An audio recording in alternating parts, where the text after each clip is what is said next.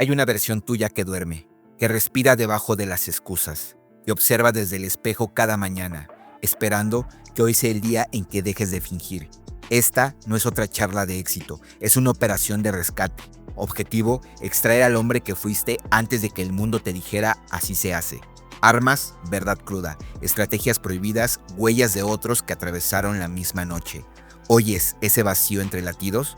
Es el sonido de tu potencial no utilizado, de las conversaciones que no tuviste, de las batallas que elegiste no pelear.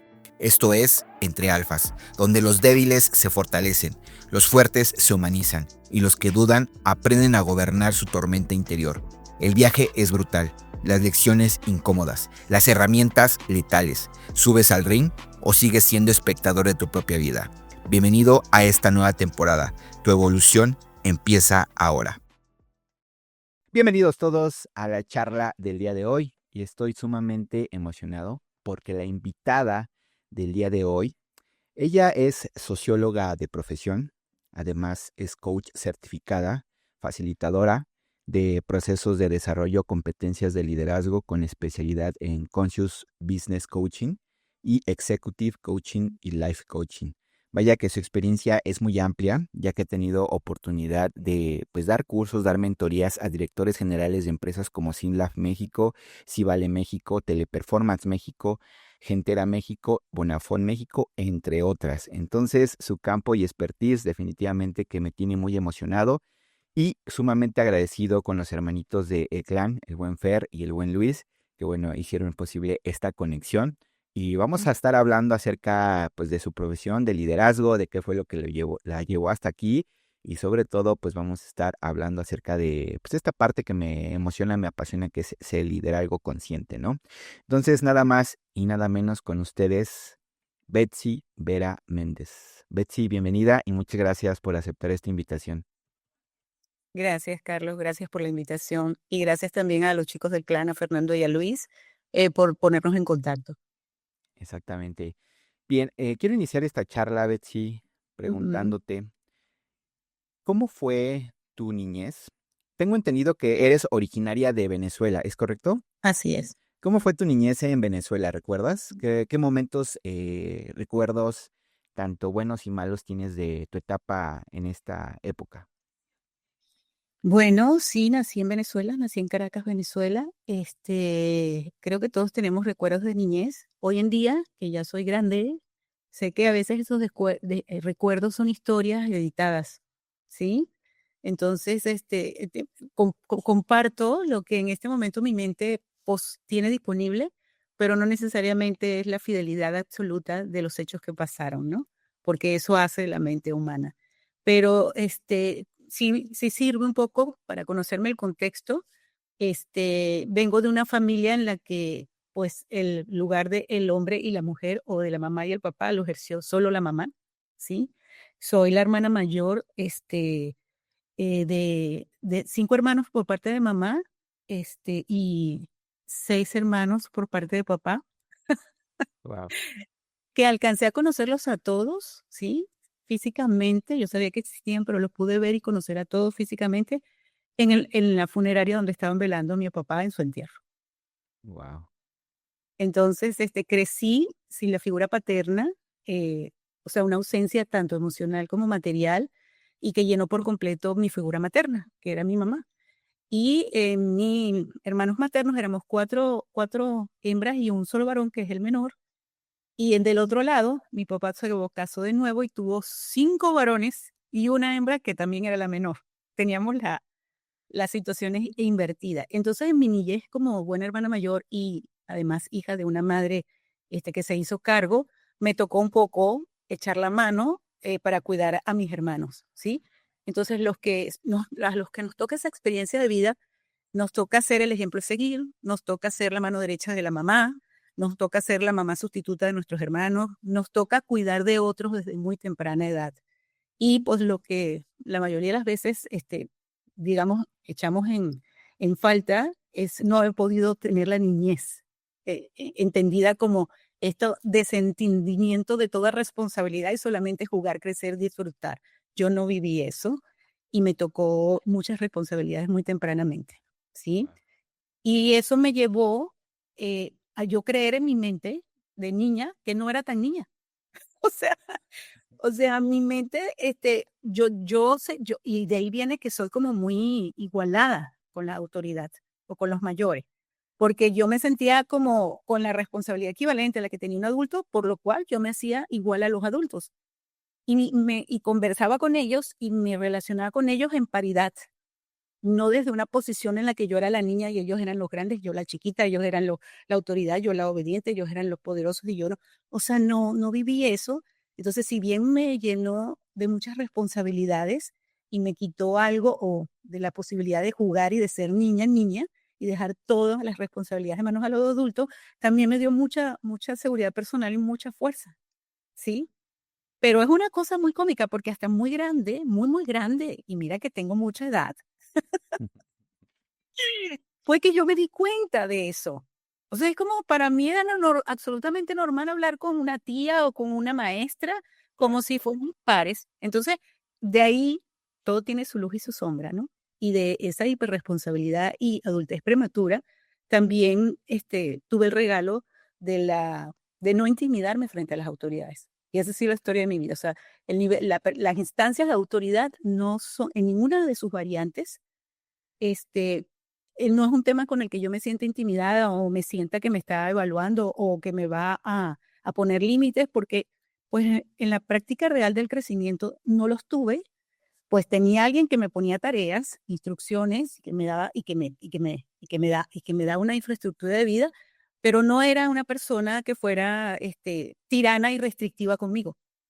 Y la otra cosa es que yo no sé si me creí el cuento, pero yo creo que terminé satisfaciendo la expectativa de ser una hija perfecta. Entonces tenía más una aliada, o sea, una mamá que me confiaba mucho en mí, que una mamá que me controlara, o que una mamá que, bueno, y además que no le quedaba de otra a la pobre, porque ella se iba a trabajar y yo me quedaba a cargo de todo. Entonces, en ocasiones algún familiar, sobre todo mi abuela materna, mi abuelita nos cuidaba, pero cuando no había otro adulto que nos cuidara, me tocaba a mí. Wow. Fíjate que me siento muy identificado porque también soy el mayor de tres hermanos. Y como justo dices, ¿no? A mí me tocaba que hacer la pañalera, que llevar el biberón, que llevar la ropita extra para mis hermanos. Y pues también como comentas, ¿no? Me tocó vivir esa etapa de, pues ahora sí que un pequeño adulto, ¿no? Donde pues ya tenías que hacerte responsable sí o sí y pues apoyar en el cuidado de los hermanos. Pues desde muy temprana edad te quedaste sin tu figura paterna y pues mayormente quien pues te daba esta educación, ¿no? Sin límites, aparentemente era tu madre, ¿no? Hoy en día Ujú, se dice que pues está esta parte de la energía masculina y la energía femenina, ¿no?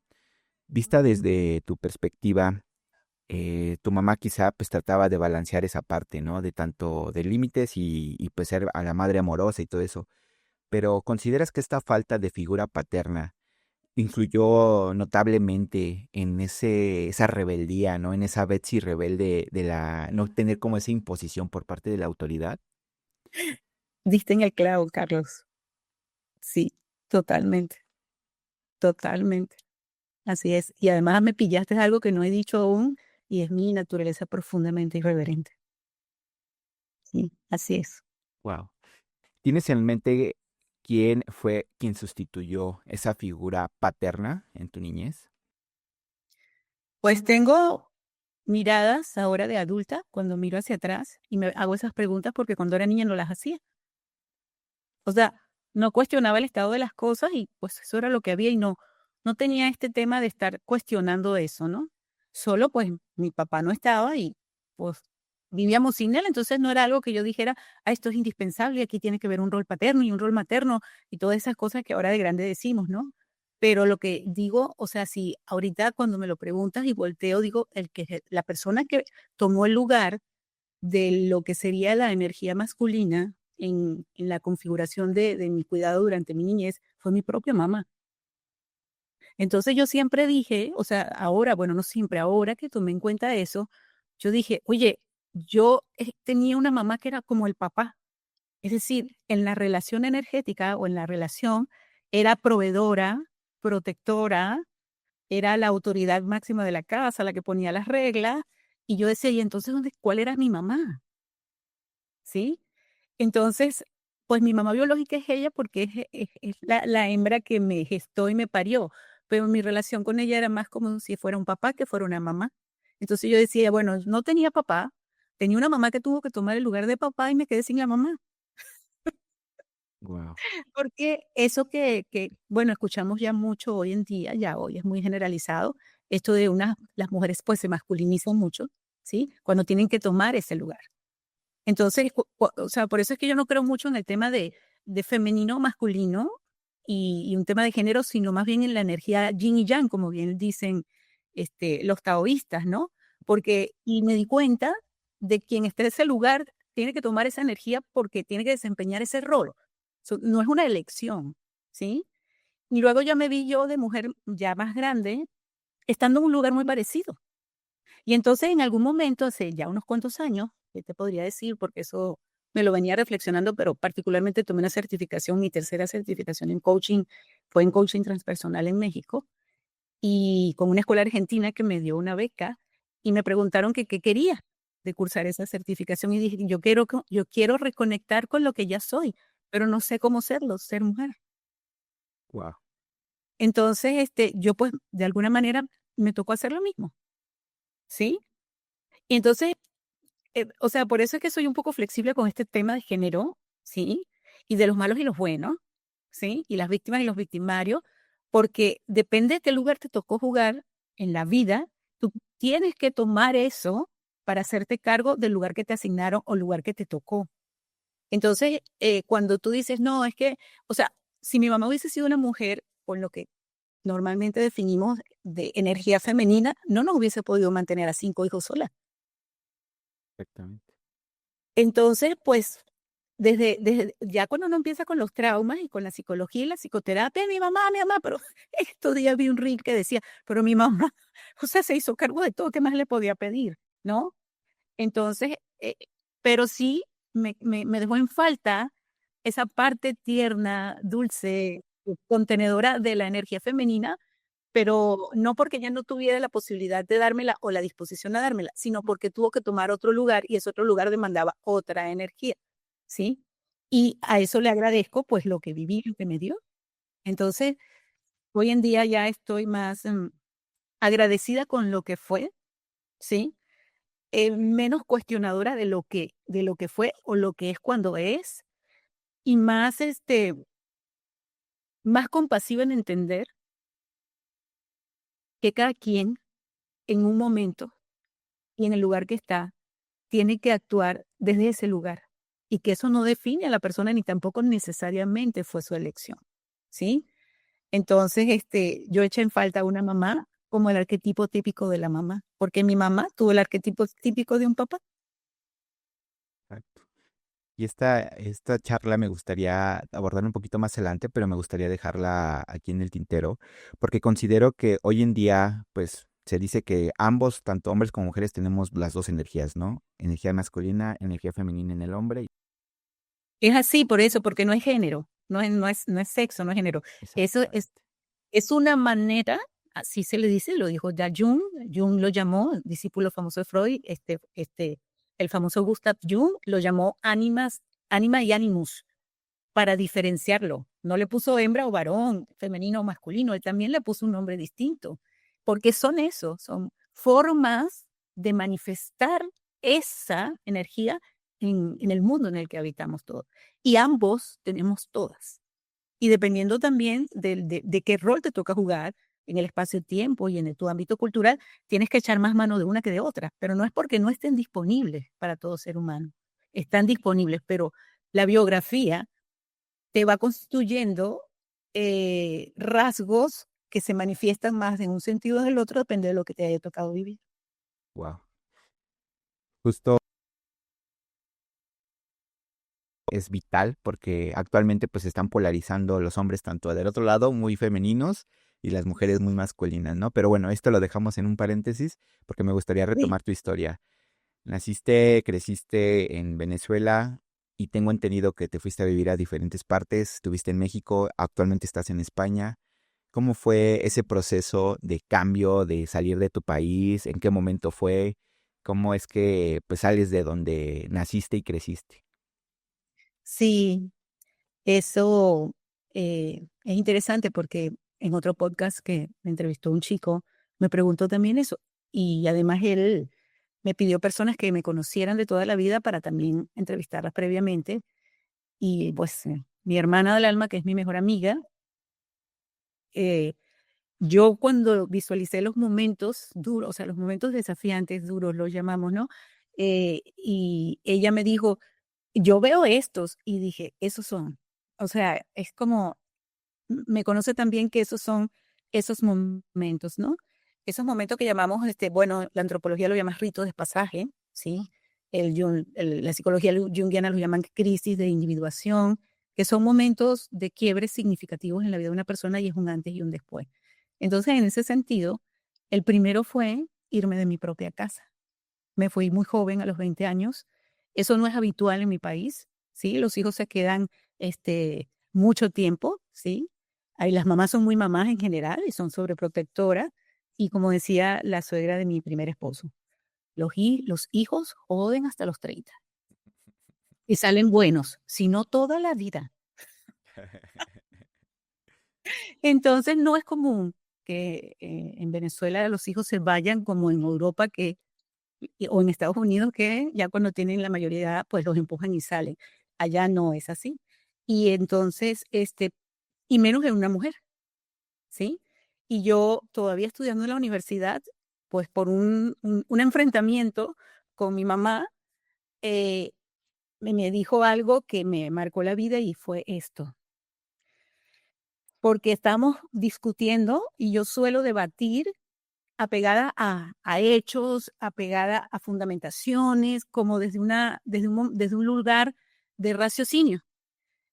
Yo soy socióloga, como bien dijiste, y para ese momento ya yo había estudiado varios años de sociología y de verdad que la sociología te da un enfoque de vida muy grande, muy significativo. O sea, es una carrera muy fuerte y que te da la posibilidad de ver los fenómenos más allá de ti mismo, tu circunstancia, tu familia y tú como individuo, ¿no? Es decir, te enseña a ver el bosque y no solamente los árboles. Y entonces, desde todo ese conocimiento que yo adquiría, pues vivimos una crisis familiar, y pues como yo había estado a cargo por mucho tiempo, en la discusión estamos como la discusión, yo ahora lo veo como la discusión entre papá y mamá, papá reclamando a la mamá que lo que había pasado o lo difícil por lo que estaba pasando en la familia era mi culpa. Y yo tenía esta cosa y que yo sabía que yo era su mano derecha, pero yo ahí dije, pero es que ya va. O sea, de acuerdo a lo que yo aprendí en la universidad, en psicología y en sociología, esto es un núcleo familiar y la autoridad máxima eres tú. Si hay algo que está descompuesto y ahora nos está ocasionando una crisis de toda la familia, no puedo ser yo la única responsable. O sea, yo estaba tratando de argumentarle eso, pero desde un lugar que tiene, digamos, fundamentación. O sea, solamente llamándola a la reflexión, pero mamá, o sea, por favor, no puede ser, o sea, por definición no puede ser, porque tú eres la máxima autoridad de este núcleo. ¿Cómo voy a ser yo la causa de los problemas que todos tenemos? Entonces, me acuerdo perfectamente, esto es una frase. Mi mamá me dijo, yo no te pago la universidad para que me digas lo que yo tengo que hacer. Y si no te gusta cómo son las cosas aquí en esta casa, pues te vas. Wow. Carlos, yo que me quedé así, porque ya te cuento lo que te cuento, que yo me entendía muy bien con la figura de autoridad, pues era la hija perfecta para mi mamá, o sea, teníamos una muy buena relación, ella tenía mucha confianza en mí, y cuando me dice eso, yo me quedé así, digo, pero ya va, espérate. O sea, pasó de ser una especie de figura que regía el núcleo familiar donde yo estaba a ser una autoritaria, ¿no? Pero yo nunca había vivido eso de mi mamá, de nadie, ¿no? Y cuando me lo dijo, sí, cuando me lo dijo, yo me quedé así, paralizada, y, y opté por irme. O sea, me fui a meditación, todavía estaba en la universidad, vi el horario, tomé los libros y los cuadernos de las materias que iba a ver al día siguiente, una mudita de ropa, mi mochila, bajé y cuando estuve abajo dije, ¿y ahora qué hago? ¿A dónde voy? ¿Dónde voy a dormir hoy? Porque yo no había planeado eso, ¿no? Claro. Fue un salto al vacío muy fuerte, pero yo dije, si me regreso, me someto, pierdo. O sea, ya estaba yo en esa encrucijada, porque además yo decía, yo no estoy siendo irracional, yo tengo razones y lo que quiero es una conversación de pares para empezar a hacernos cargos del problema y no simplemente buscar al culpable. Y yo estaba en total desacuerdo, pues, con su postura. Y entonces dije: "Bueno, pero al fin y al cabo esta es su casa, ella es la que manda aquí, es verdad. Si no te gusta elegir, pues, tiene razón". O sea, ella, o sea, ahí vi, esa es la autoridad, es verdad. ¿Cuál era tu Y yo mayor miedo en ese momento? mi mayor miedo en ese momento, y yo creo que sigue siéndolo, es la dominación autoritaria desde la es decir, es llevar al otro a la obediencia solo por imposición, no por raz razonamiento, no por, diálogo, sino porque tengo el poder y punto, ¿no? Y lo de donde yo me fui, a lo que yo renuncié en ese momento cuando me fui a la intemperie, fue a eso. Entonces, podrás entender que para mí no es negociable la libertad de elegir. En ese momento dije: "Si me quedo, tengo que obedecer, solo porque ella lo dice. Si me voy, me tengo que hacer cargo de mí misma por completo". Wow. Y elegí lo segundo. Y de verdad, eh, agradezco que tuve como la valentía y la fortaleza de hacerlo, porque si lo pensaba mucho no lo hacía, porque no sabía. O sea, como yo no lo había planeado, yo no sabía, yo no había planeado una salida de casa, ¿sí? Y bueno, pues, es un salto al vacío muy fuerte y donde tú tienes que habitar y vivir con la incertidumbre y apostar, digamos, a que va a salir bien solo porque tienes la necesidad y la fe en que así será, pero no porque tengas un plan para eso, no porque eso era exactamente lo que tú querías, ¿sí? Entonces ese momento en mi vida se definió más por lo que yo no estaba dispuesta a negociar que por lo que yo quería o a lo que aspiraba o soñaba. ¿Me explico? Claro. Sí. Me viene una pregunta a la mente. Hoy por hoy para ti, y a raíz de eso, ¿qué significa la libertad para ti? Bueno, hoy en día, y me lo escuchan muchas personas que lo he dicho, hoy en día creo que la libertad es una quimera, es una utopía, ¿sí? Porque todos estamos condicionados. Entonces, muchas de las cosas que pensamos, decimos y hacemos, ni siquiera las elegimos. Ya están allí inoculadas en nuestra vida desde que somos niños. Incluso heredamos eso. Y eso ya también lo aprendí ya de muy grande, ¿no? Cuando yo me veía llevando a cabo conductas o teniendo acciones que yo no elegía o que yo misma no validaba. Y yo creo que todos en algún momento nos hemos visto en esa situación, ¿sí? Y yo decía, ¿de dónde viene que yo diga, yo no quiero ir para allá y vaya para allá? ¿No? Porque, porque ahí termino con la frase de que la libertad es una utopía o una quimera. Yo creo hoy en día que solo existen grados de libertad, grados, y que para poder ejercerlos tienes que estar despierto y consciente, porque si no estás en un modo automático, replicando patrones heredados y aprendidos. Puede llegarse a confundir con el libertinaje, ¿no? El libertinaje tampoco es libertad. Wow. Sales de El tu libertinaje casa, tampoco es libertad. sales de tu casa a los 20 años tras esta charla con tu mamá que se convirtió en una discusión y con la finalidad de no darle la razón por toda esta imposición que se estaba suscitando. ¿Qué fue lo que hiciste? ¿A dónde te fuiste? ¿Qué pasó después de eso? Bueno, eso es una historia muy larga y luego he vivido 2 momentos más así, ¿no? Que es lo que tú me dijiste. Yo sé que eres de allá, cómo pasó, cómo te fuiste, pero entonces yo recuerdo que la primera vez que yo me fui desde un modo tan contundente y con tanta incertidumbre y en un estado de vulnerabilidad fue de mi propia casa en mi propio país, ¿sí? Yo llegué abajo y pues llamé a la única aliada que tenía, que era una prima de mi familia materna, que es la única prima con la que yo siempre he tenido un vínculo, y le dije: "Prima, mira lo que pasó, pero yo no regreso, ¿me puedo ir para tu casa?". Y veíamos más o menos cerca, y mi prima me dijo algo muy sabio, me dijo: "Pero prima, ¿cómo te vas a venir para acá? Si tú te vienes para acá, tú sabes que mi tía te va a venir a buscar y te va a llevar arrastrando para la casa por los pelos". Wow. Y yo dije: "Ay, tienes razón, ¿y dónde me meto?". Y bueno, buscamos, o sea, mi prima me ayudó a buscar un plan de contingencia, llamó a su novio, que hoy en día es su esposo, y ha sido su novio y su esposo toda la vida, y entonces le negoció con él que yo me fuera a la casa de él. por lo menos a dormir esos días, a ver qué iba a hacer yo con mi vida. Y así fue. Por eso quiero tanto a ese cuñado, ¿sí?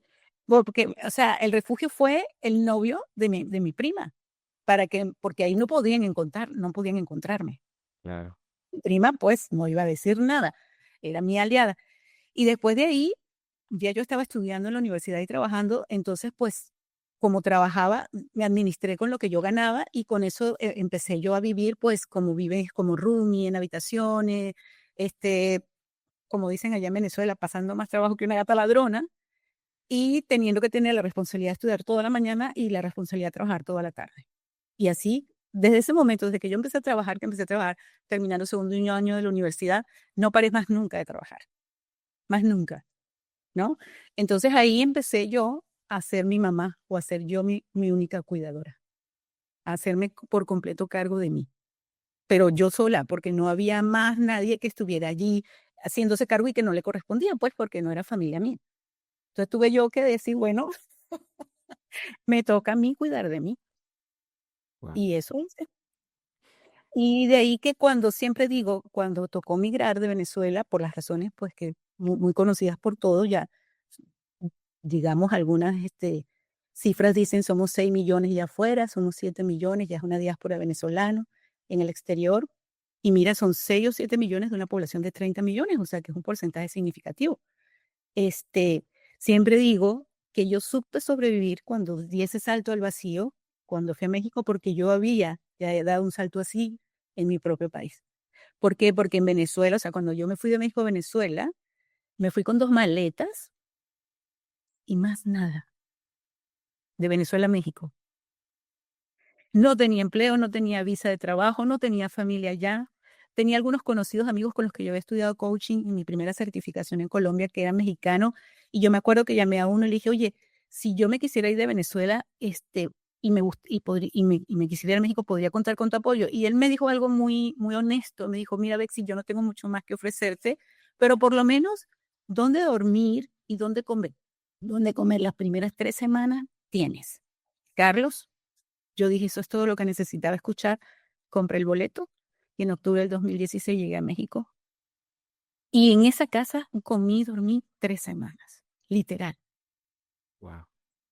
Y así terminé en México hasta octubre del año pasado, que en octubre del año pasado se cumplieron 8 años, y en octubre del año pasado di otro salto al vacío, que fue en irme de México a España, y en las mismas condiciones, con 2 maletas, sin visa. La única diferencia es que aquí habían algunos miembros de mi familia. Y ellos fueron los que me invitaron a venirme, di ese salto por eso, ¿no? Pero en ambos casos, un salto al vacío de mucha incertidumbre, Wow. de incertidumbre. Esta situación de que creciste sin una figura paterna, la cual fue de cierta manera forjando tu corazón, ¿no? Y generando esa coraza o esa armadura en temas emocionales. ¿Para ti fue difícil ser vulnerable a lo largo de tu vida? ¿O realmente fue algo que se te daba naturalmente? No, fue muy difícil, porque con una historia así, la vulnerabilidad es un riesgo de no sobrevivencia. Muy difícil, muy difícil. Ahora, que tú lo catalogues con tu mente de difícil o fácil, no hace la diferencia, porque cuando toca habitar ese lugar de vulnerabilidad y es real. Entonces, cuando yo me fui de mi casa, yo estaba en un lugar real de vulnerabilidad, pero si yo me quedaba allí, no sobrevivía. Cuando me fui a México con las mismas condiciones y ya me fui grande, ¿sabes? Cuando te dicen, bueno, mientras más años tienes, menos probabilidad tienes de que de que puedas ser empleada, porque pues ya estás fuera del mercado de trabajo, etcétera. Entonces me fui con muchos riesgos y muchas cosas en contra. Este, También estuve en una real situación de vulnerabilidad y de hecho lo viví como impacto fisiológico, ¿sí? Empecé a tener problemas de salud, empecé a tener ataques de pánico, empecé a despertarme todos los días de madrugada. O sea, mi cuerpo empezó a sentir que estaba realmente en una situación de incertidumbre, fuera de, como me dijo un médico, ¿qué le pasa? Porque me enfermé y no encontraban la razón de lo que me pasaba y me vi con varios médicos y el último que me vio, este, me dijo, pero ¿qué es lo que más teme? Le dije, pues el riesgo que todos los médicos le ven a lo que estoy padeciendo, que es crisis de hipertensión, que aún medicada no se regula. Y como todos los médicos dicen que ese es el asesino silencioso y que además de eso, pues cuando ataca es así, pues yo tengo miedo de morirme y que ni me entere yo misma, o, ¿sabes? Entonces, me imagino que eso hace que mi cuerpo sienta que está amenazado y esté en un estado de hipervigilancia. Y entonces, y además empecé a padecer de ataques de pánico que nunca había tenido.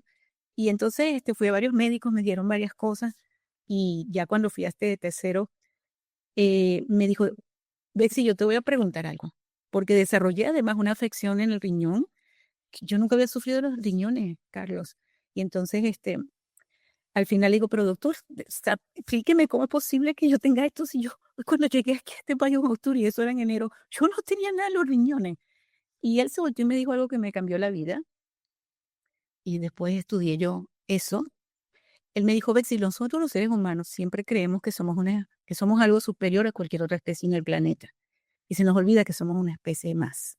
Yo te voy a hacer una pregunta. ¿Qué le pasa al miembro de cualquier especie cuando sale de su hábitat y abandona su manada? Ay, yo me lo tomé muy en serio la pregunta y dije, a ver, voy a imaginarme un oso polar en el Amazonas. Y volteo y le digo, doctor, ¿se muere? Y me dice, sí. Y para ti, tú saliste de tu hábitat y abandonaste tu manada. Tu inteligencia biológica, tu ser biológico, sabe que estás en riesgo.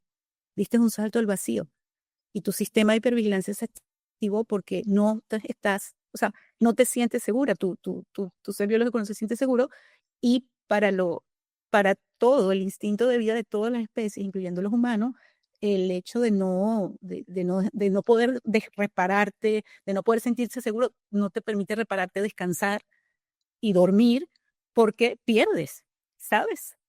Claro. Pierdes, porque puede venir el depredador y te come o te mata. Entonces, todas las especies, cuando están frente a amenaza de muerte o a riesgo de eso, todas, ninguna se queda dormida. Entonces, yo tenía, digamos, desde esa perspectiva médica, que es un enfoque médico que se llama la nueva medicina germánica o las 5 leyes biológicas de un médico alemán, después de eso lo investigué y lo estudié, tiene todo el sentido del mundo. Y me dijo, además, esta ciudad es más alta que la ciudad donde tú naciste, o sea, entiende que tú estás, este, es como si te hubieses ido a Marte y tu cuerpo está teniendo los ajustes, tanto a nivel fisiológico como a nivel psicológico, del impacto de lo que hiciste. Y entonces le dije, doctor, pero entonces desarrollé o no desarrollé la estenosis de riñón, porque yo todavía dudaba de que de verdad tuviera eso. Y él me pidió el examen, la ecografía, la cosa que me hicieron, y lo vio y me dijo, sí, sí, sí, sin efecto tienes una estenosis de riñón, pero tómalo como una herida de guerra y sigue, porque Wow. al estrés que tú sometiste a tu cuerpo, a tu instinto de vida, de supervivencia, fue muy alto. Wow. Aquí hablando acerca de esta parte de la vulnerabilidad que considero que muchos hombres hoy en día, me incluyo, pues me costaba, ¿no? A ser vulnerable, pues ahora sí que con las personas, ¿no? Hablar de sentimientos, hablar de emociones, pues yo creo que nos cuesta, ¿no? Entonces, al final de cuentas, pues como somos esta triada de mente, cuerpo y espíritu, pues al no conectarnos quizá con esa parte de emocional por quererla reprimir o rechazar o ocultar, pues al final de cuentas nuestro cuerpo, yo lo veo así, ¿no? Como una olla express, se va acumulando toda esa energía o todo ese vapor dentro de nosotros y pues si no lo externamos, si no realmente lo sentimos a través del cuerpo, pues va a llegar el punto donde explota y se empieza a somatizar estas enfermedades, ¿no? Se empiezan As- a ver reflejadas en el cuerpo. Entonces, Así es. aquí me gustaría preguntarte, ¿qué herramientas para ti fueron vitales para pasar de este modo de alerta, ¿no? De modo de estar como que todo el tiempo ansiosa o en esta situación y que te ayudó bastante a poder cambiar este, pues digamos que modo supervivencia, ¿no? Mm, Mira, yo no te diría que es algo que fue fácil ni a corto plazo y que hay herramientas mágicas que te lo subsanan, ¿no? Porque es una sensación que puede no tener necesariamente fundamento material en el mundo tangible, pero es una cosa que no sale de tu cuerpo o de tu emocionalidad, ¿no? Y hasta que tú no sientes no analizas, sino que te sientes y tu cuerpo siente que estás seguro y protegido, no baja la hipervigilancia. Entonces, ¿qué herramientas utilicé? El conocimiento. O sea, cuando ese médico me dijo eso me hizo todo el sentido del mundo y dije, o sea, dejé ya de querer ser más fuerte de lo que podía ser, ¿sí? Y tú dijiste ahorita, a todos nos cuesta mucho la vulnerabilidad. En realidad no nos cuesta nada porque todos habitamos lugares de vulnerabilidad siempre a lo largo de la vida. Lo que nos cuesta es aceptarlo. Lo que nos cuesta es comentarlo. Lo que nos cuesta es mostrarla ante el mundo. Pero no es que algunos somos vulnerables y otros no. No, todos somos vulnerables y todos vamos a experimentar vulnerabilidad en algún momento de nuestra vida, ¿sí? El tema es que hemos asociado la vulnerabilidad con la posibilidad, o sea, con la posibilidad no solo de fracasar, sino en este caso mío, de que mi subsistencia biológica pues estuviera en riesgo porque tenía una afección que era un riesgo real para la salud y para la vida. Entonces, las herramientas de las que he echado manos todo este tiempo es la información que he podido recopilar que me permita entenderme y que me permita eh, saber que esto es humano. Y tú bien dijiste, es psicosomático, es psicosomático. Y entonces luego estudié muchos años con uno de los médicos con los que me vi, entonces pues que me permitió, o sea, es como cuando tú te maternas a ti mismo, ¿qué te permite salir de ahí? Acudir a un profesional que te ayuda a recobrar la salud. Sí, si tú tienes un hijo que está enfermo y tiene fiebre, ¿qué herramientas? Pues buscar al que tiene, en teoría, la expertise para poder recuperar la salud, porque yo había perdido la salud, no solo en términos emocionales, sino también en términos fisiológicos reales. Entonces, buscar al que sepa del asunto para que me ayude a sobrellevar lo que estaba viviendo mi cuerpo, mi mente, mi espíritu, y hacer lo que era acertado en ese momento para poder volver a recuperar el estado de bienestar de salud, porque eh, pues te das cuenta de que nada está en blanco o negro y este tema de que la salud es la ausencia de enfermedad, no es tan cierto, ¿no? Y he visto, y ya pues he estudiado mucho y conocido mucho, que la salud, y hay un libro muy famoso que leí yo hace muchísimos años, que es de 2 alemanes, un homeópata y un psiquiatra, se llama La enfermedad como camino. Entonces, no hay un ser humano que nace y muere que no va a evitar una enfermedad. Entonces, no es que la enfermedad sea un error o un fracaso, o solamente un descuido de ti mismo o de ti hacia otro. La enfermedad o sea, se va a manifestar siempre, de alguna manera u otra, en algún momento u otro. Entonces, yo soy a partir de ella aprendí que salud es la capacidad de recuperar la homeostasis, no de nunca perderla, porque vivimos en un mundo en el que la vamos a perder, queramos o no. Todo está influyendo, ¿no? Todo nos impacta de algún modo. Última pregunta de este bloque, que yo sé que podamos profundizar más y más. Tu vida es muy interesante, Betsy, Ujú. pero ¿tienes en mente si existe algún arrepentimiento en tu vida? Y si así fuera, ¿qué has aprendido de él? Mira, arrepentimiento. Es una buena pregunta, a pesar de que el lenguaje es como muy eh, judeocristiano, ¿sí? Arrepentimiento presume que fuiste pecador, ¿no? O sea, ya lo supone. Hay una premisa allí que, o sea, por mi culpa, por ese ritual que hacemos de... Entonces yo no lo llamaría eh, arrepentimiento, lo llamaría como lo llaman los budistas, ignorancia. Y pues yo conozco, he estudiado muchos caminos y de enseñanzas espirituales y tomo de todas algo, ¿sí? Porque hasta los 33 años fui atea y, y cuando tú estás en una crisis mayor, en un quiebre de estos de vida, de antes y después, créeme que aunque parezca mentira, lo que más fuerza te da es lo intangible. Y entonces uno de mis maestros de coaching, paradójicamente el de business coaching, que tú dirías ese es el más pragmático, me regaló una frase que decía esto, por lo que te digo que todos nos vamos a arrepentir o todos nos vamos a enfermar. ¿no? O todos nos vamos a todo esto, porque él decía, señores, cuando yo tomé mi certificación con él, que él tomé el programa en Guatemala en una alianza con la Universidad Francisco Marroquín, él nos dijo, entre que nacemos y morimos, todos los que estamos aquí vamos a fracasar. Para lo que hay que prepararse es para ese momento. Y lo queramos o no, lo vamos a vivir. Entonces, ¿de qué nos agarramos para transitar ese momento y llegar al otro lado del río? Y él le puso un nombre que yo le compré y hasta ahora me identificó con eso, el arnés espiritual. Así lo llamó. Porque cuando estás en esa situación, estás en ahí y ¿de qué te agarras? Literalmente, ¿de qué te agarras? Porque te tienes que agarrar de algo, ¿no? Cuando todo se estremece, cuando todo se mueve, y tú ya no puedes o no sabes, o hasta ese momento no sabes todavía algo, te tienes que agarrar del arnés espiritual y ese ha sido mi arnés en la vida, ¿sí? Sobre todo después de los 33 años que dejé de ser atea para tener una conversión ipso facto más o menos en minutos, eh, por experiencias de vida, pero desde ese entonces yo me dediqué a estudiar mucho todo este tema, tanto de desarrollo personal más bien como esquemas de conocimiento que te ayuden a lo que sería la sanación o llevarte al bienestar o la felicidad o no. Y entonces, ¿por qué te digo este tema con la palabra arrepentimiento? Los budistas dicen las 4 nobles verdades, ¿no? Y la primera gran verdad es que el sufrimiento existe. Entonces, lo primero que dice, eso es verdad. No es que están todos dramatizando, ni, ni todos haciendo una película, es real. Y luego dice, la segunda gran verdad es cuál es la causa del sufrimiento. Y ellos dicen la ignorancia y los apegos y las aversiones, ¿no? Y no hay nadie que no tenga apegos y aversiones. Entonces, cuando tú dices, ¿de qué me arrepiento?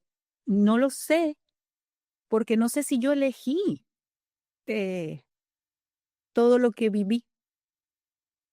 Entonces, de lo único que podría yo sentirme, y no me puedo ni siquiera arrepentir de eso, porque ¿cómo voy a saber que no sé lo que tengo que saber? O lo que me permitió aprender precisamente vivir la experiencia, ¿sí? Entonces ya no veo, cuando veo la historia, no la veo como buena o mala, fracaso, error o acierto y éxito, sino como que fue el autobús en el que me monté para aprender lo que aprendí transitando y trasladándome en ese autobús. Entonces, ¿me arrepiento de haberme ido de mi casa? No. ¿Me arrepiento de haberme ido de mi país con todo lo duro que fue eso para mí y todo el efecto que tuve a nivel emocional, psicológico y fisiológico? No. ¿Me arrepiento de que acabo de dar otro salto al vacío? Y cuando llegué aquí, más o menos los supuestos o premisas en los que me basaba y sentía que iba a estar como un poquito mejor, se fueron por el caño y estoy injusto en ese momento. No, porque como lo veo es como tenerle miedo a la vida, ¿no? Y, y ya que pues la estoy viviendo, mejor busco qué sentido tiene, ¿no? Y la verdad no siento que me arrepienta de nada. En todo caso, hubiese deseado saber antes cosas que ahora sé, pero tampoco podía saber que no las sabía. Entonces, me miro con amor y compasión, sabiendo que hoy en día me tomó tantos años y tantas experiencias aprender y saber lo que hoy sé, y supongo que hay otro tanto más por aprender en adelante, pero la verdad, mm, yo no creo en eso de que nos paramos en la vida y decimos, allá voy, y llegamos allá de manera creciente, lineal, como una curva exponencial. Yo no conozco vida realmente así. Yo creo que esa es la vida esa es la utopía que venden a través de los medios, de todos los medios con los que les llegan los contenidos a los humanos. Ahora hay muchos más, ahora están las redes sociales, antes eran los medios de comunicación. Pero yo creo que esa es la quimera. Y entonces, ¿qué pasa? Que es rudo, y lo veo como socióloga. Es rudo cuando todo el tiempo te están bombardeando una publicidad de una vida feliz que no es la tuya. Y tú dices, entonces el problema soy yo. Y cuando, o sea, haber vivido mucha vida y haber vivido muchas experiencias como esta, y pues desde hace más de 8 años que me dedico a ser coach y acompaño a otras personas que viven experiencias como esta, digo, pero es que no era verdad que todo el mundo era feliz, menos yo.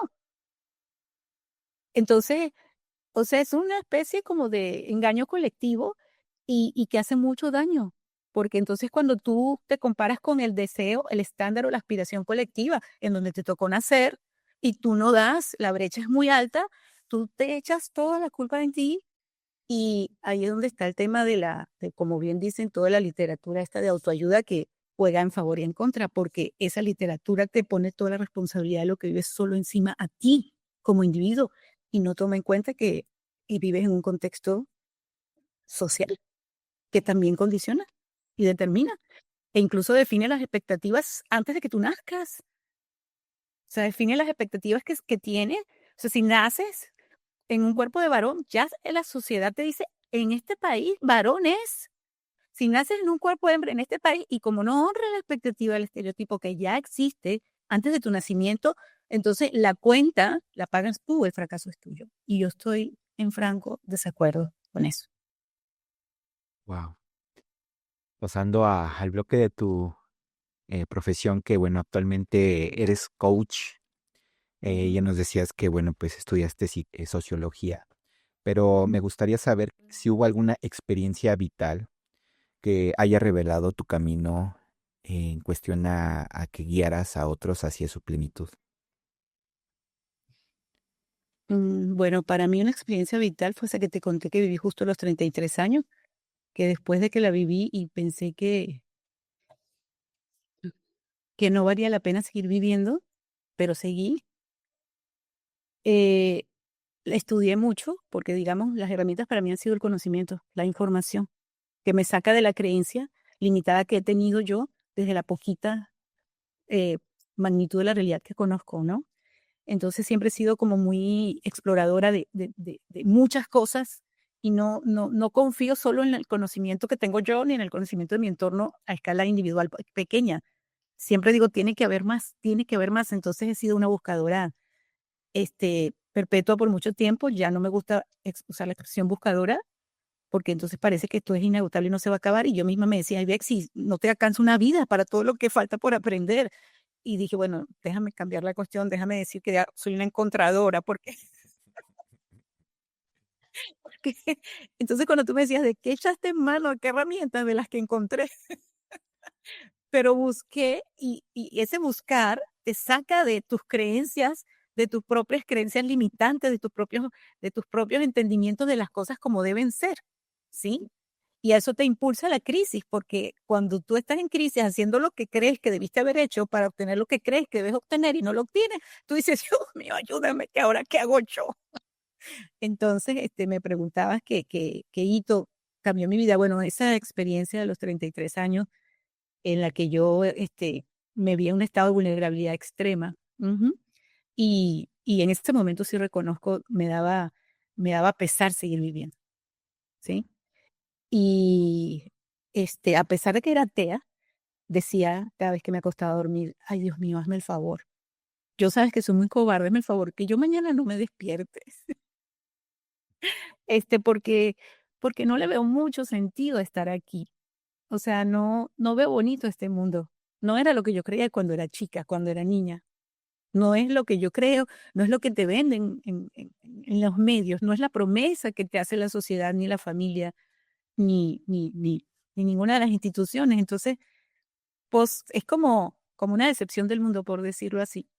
Este, pero viví una experiencia que justamente fue solo una experiencia, siendo yo analfabeta, como era totalmente analfabeta, espiritual y religiosa, pues yo no tenía maestro, no tenía fetiche, no tenía símbolo, no tenía libro sagrado, no tenía nada, no tenía práctica, no tenía ritual, no iba a misa, no iba a nada.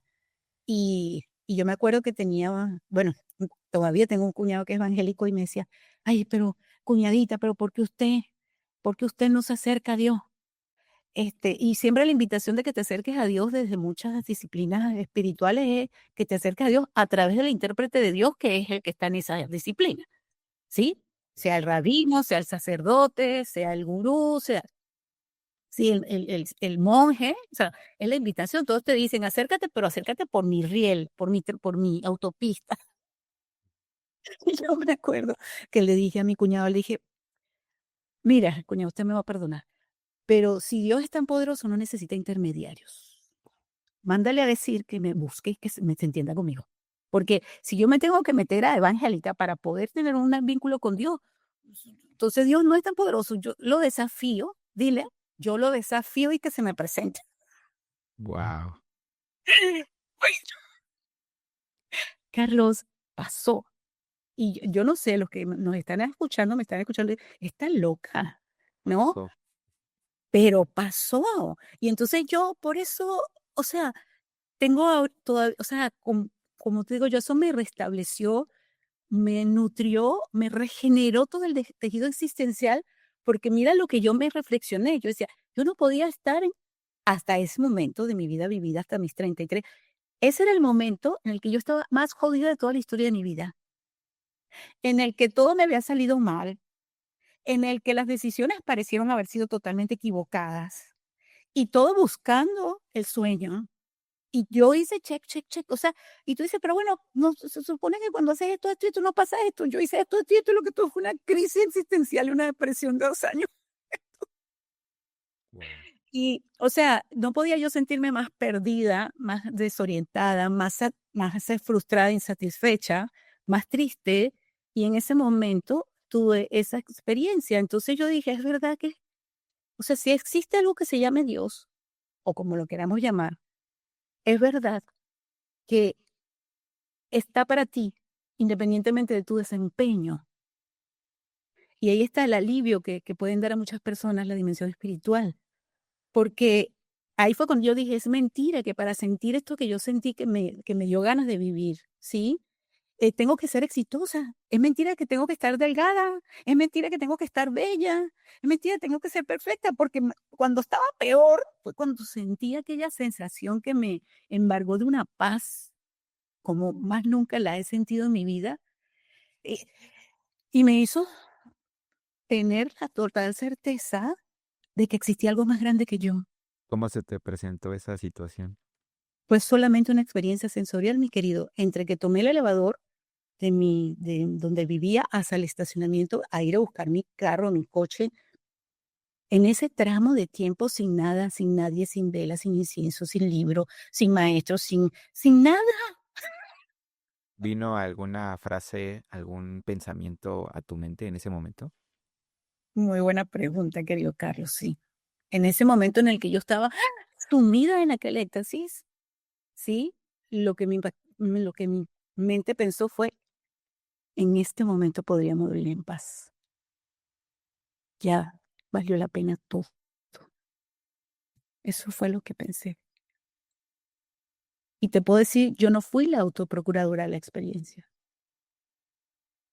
porque mi mente no me hubiese dejado pensar o sentir algo, un estado de sosiego y de paz en unas condiciones tan catalogadas humanamente como deplorables o fracasadas.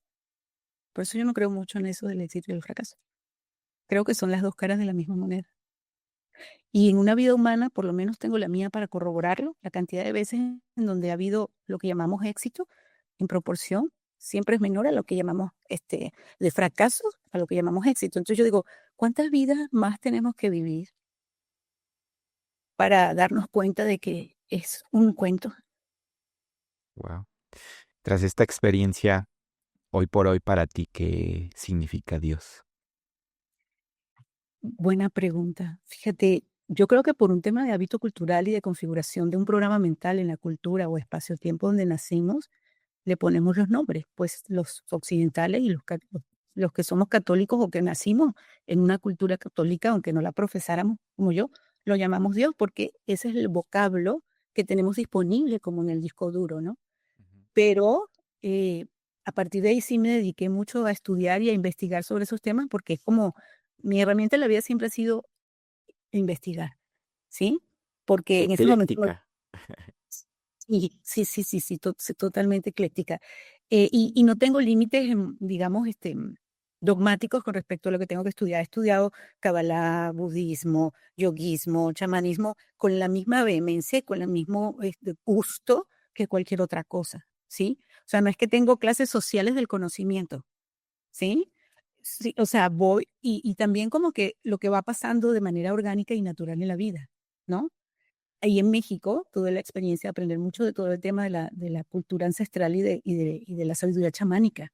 Eso no lo he vivido yo en otro país, eso estaba allí para mí y lo tomé y lo estudié y lo experimenté y lo aprendí y vi lo bonito que tiene, lo singular que tiene también, como Kabbalah. Estudié en el Centro de Kabbalah de México. El Centro de Kabbalah de México es como que el más poderoso de toda América Latina. Estudié con un señor ruso, discípulo directo del creador de una de las de las dos grandes escuelas de Kabbalah del mundo, la rama de la escuela de los Berg. Yo estudié con un discípulo, o sea, con un ruso que fue directo del creador de toda esa escuela. Y también es fascinante la Kabbalah, también es muy fascinante. Entonces, mm, ponerle un nombre que corresponda a alguna doctrina es siempre quedarse pequeño, ¿sí? Y lo único que te podría decir es que este, suelo mencionarlo también más como universo, ¿sí? Pero importa menos el nombre que la memoria que tengo de la experiencia que tuve, que me da la certeza de que así es. No necesito nombrarlo, no necesito conciliar con el mundo. Así es como es, se llama así, no me importa cómo lo llame el mundo. No, me importa que yo sé que es. Wow. Ay, Entonces, ah, puedo ponerle muchos nombres y en algún momento, pues una de las cosas que no te he dicho es que fui profesora de método científico 10 años y tengo una maestría en sociología de la ciencia, entonces soy muy devota del conocimiento, de todo tipo de conocimiento, incluido el científico. Y estudiando física, este, eh, hay libros de física que hablan de eso y hay muchos nombres para eso.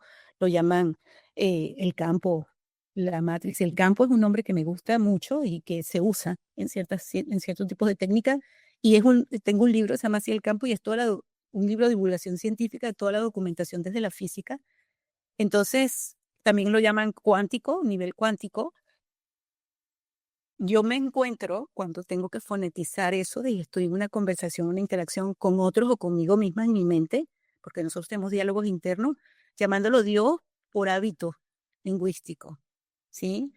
Pero sé cualquier nombre que le ponga se queda corto y claro. que no necesito nombrarlo. Fíjate que me recordaste a Einstein, ¿no? Que decía, yo creo en el Dios de Spinoza, ¿no? Sí, ese pasaje es muy hermoso. Al que no lo haya visto, pues lo invito a que lo lea porque es bonita esa declaración de Einstein cuando dice eso. Y yo te diría algo así, qué bonito el regalo que me das ahorita, porque si me preguntarías, y me pongo más sesuda, diría algo parecido a eso. La sustancia, ¿no?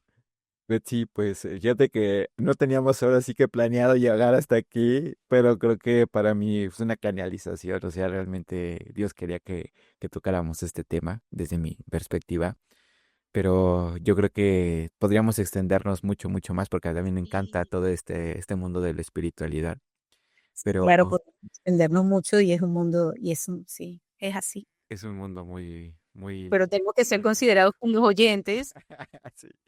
y darle un tiempo en el que puedan escuchar ellos y se sientan todavía y no se Esperemos pongan. que haya impactado, ¿no? Estas palabras, ¿no? Que nos compartiste. Ahora, hablando de tu profesión, ¿nos podrías definir en 3 palabras qué significa para ti el liderazgo consciente? Buena pregunta. Ahora sí me voy a basar, digamos, en mi experiencia laboral, ¿no? Sí. Este, Más allá de opiniones que pueda tener, suelo tener respuestas en base a cosas, a hechos y a experiencias, no especulativas, desde un deber, ya te digo, no soy muy amiga de los deber ser, ni las doctrinas, ni los paradigmas. Pero una de las cosas que siempre le digo a mis coaches cuando me toca, yo soy coach ejecutiva, coach empresarial, y justo en México tuve la experiencia de dedicarme por completo a ser coach y mentora de hombres en posiciones directivas, ¿sí? Porque normalmente es un beneficio que las empresas le dan a las personas que están en esos cargos. Y una de las cosas que siempre le he dicho a los que me ha tocado acompañarlos, algunos dicen, ¿y por qué me mandan para acá? ¿Por qué me ponen un coach? No sé qué. Algunos lo toman con apertura, otros lo toman como amenaza y de todo, pero una de las cosas que siempre digo dos cosas, y una de las cosas que siempre digo es, No es lo mismo ser líder que ser jefe. Jefe es todo el mundo, líder son los menos, ¿no? Esa es una de las cosas que siempre digo y constato. O sea, y de verdad por eso nos contratan, porque tú puedes estar en la posición, en la posición en la organización allí, en el puesto directivo, gerencial a cargo, supone que es un puesto de liderazgo y no ser para nada un líder. Y la otra cosa que digo es esta. eh, Después de toda esta trayectoria, todo lo que he vivido yo y todo lo que he visto acompañando a otros, digo modestamente esto como parte de la experiencia. ¿Cuáles son los roles más difíciles en la vida? Ujú. El primer rol más difícil en la vida en el que hagas lo que hagas, corres el riesgo de equivocarte o de defraudar la expectativa de otros es siendo madre o padre. O sea, no hay manual. Y todos podemos contar historias de que tenemos un trauma, una herida y todas vienen de mamá y papá, ¿no? De su presencia o ausencia. Entonces, para un humano, ser madre o padre es muy desafiante. Lo segundo es ser pareja. Es eso. Y la estadística del mundo lo indica. Ahorita la tasa de divorcios es más alta que la tasa de matrimonios. En el año de la pandemia en México, los divorcios llegaron al 60%, por ejemplo. Ser pareja, vivir en pareja es muy desafiante. La posibilidad de que no lo hagamos bien ninguna de las dos partes es muy alta y se manifiesta con la tasa de divorcio y ahorita la baja tasa, y no solamente, y en el mundo entero, es un fenómeno social, ¿no? Las estadísticas así lo muestran. Y ahí viene lo tercero y asociado a tu pregunta. El tercer rol más difícil de honrar para un humano es ser líder. Wow. Entonces, eso no es algo que lo aprendas en un librito, ni en una maestría en business. Y, por ejemplo, hay algunos estudios sobre temas de desarrollo organizacional que dicen que esos que todos añoramos como un líder son solo el 3% de los CEO en el mundo. Fíjate En- que agregando ahí nada más me vino a la mente. Para mí un líder es alguien que inspira y un jefe es alguien que impone, ¿no? Es algo que... o exige, ¿no? A veces no imponen, sino que dan instrucciones y exigen.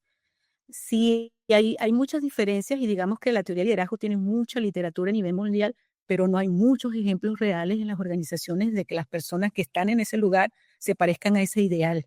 Y visto desde tus ojos, cómo se ve un líder consciente? Buena pregunta porque mi segunda certificación es Business Coaching, liderazgo consciente, y mi maestro es un muy buen maestro en eso. Este, Él tiene un enfoque de, de gerencia centrada en valores, ¿sí? Y tiene como que los rasgos, los valores o las definiciones de cuáles son los valores de un líder consciente. eh, y hay tres que predominan, ¿no? Una es humildad ontológica, así se llama, ¿sí?